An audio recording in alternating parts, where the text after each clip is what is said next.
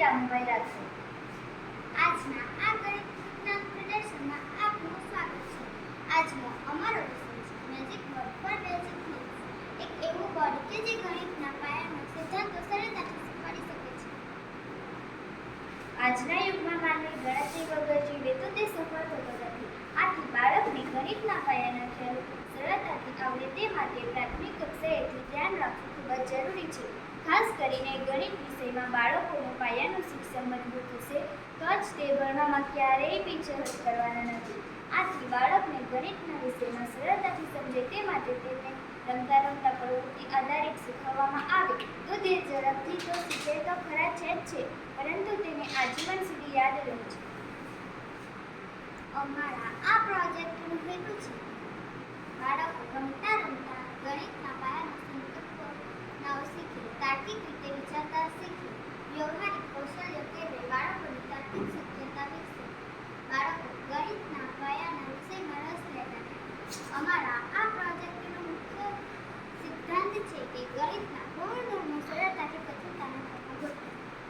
એના માટે એક જરૂરી કૂકડું લઈ તેમાં એક સરખા સમાન માપના ચોરસ બનાવવા, ત્યારબાદ તેની અંદર 1 થી 100 અંકની સંખ્યા લખવી, ત્યારબાદ તે જ માપના કાગળ લઈ તેમાં એકી ને બેકી સંખ્યા, વિભાજ્ય સંખ્યા, અવિભાજ્ય સંખ્યા, ચડતોને ઉતરતો ક્રમ, આગળ પાછળ અને વચ્ચેની સંખ્યા, સરવાળા બાદબાકી અને મેજિક સરવાળો જેવી તેવી રીતની સંખ્યા હોય તે પ્રમાણે આને લખતા જવું.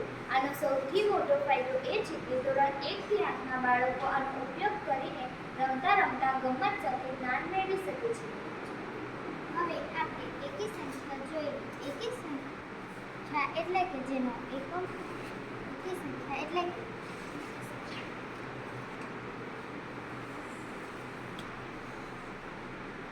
જેનો એકમનો અંક 1, 3, 5, 7 કે પછી 9 છે તેને એકી સંખ્યા કહેવાય. અહીં હવે આપણે 1 થી 100 ની વચ્ચે આ એકી સંખ્યા જોઈએ જેનો એકમનો અંક 1, 3, 5, 7 કે પછી 9 છે તેને એકી સંખ્યા કહેવાય.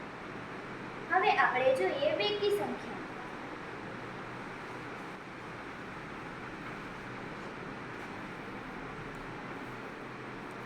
તો બેકી સંખ્યા એટલે કે જે સંખ્યાનો એકમનો અંક 2, 4, 6, 8 કે પછી 0 છે. આથી આ બેકી સંખ્યા છે. હવે આપણે જોઈએ 1 થી 100 સુધીની બેકી સંખ્યા જેનો એકમનો અંક 2, 4, 6, 8 કે પછી 0 છે. આથી આ બેકી સંખ્યા છે. હવે આપણે જોઈએ સરવાળા બાદબાકી. હવે આપણે જોઈએ આગળ પાછળ અને વચ્ચેની સંખ્યા.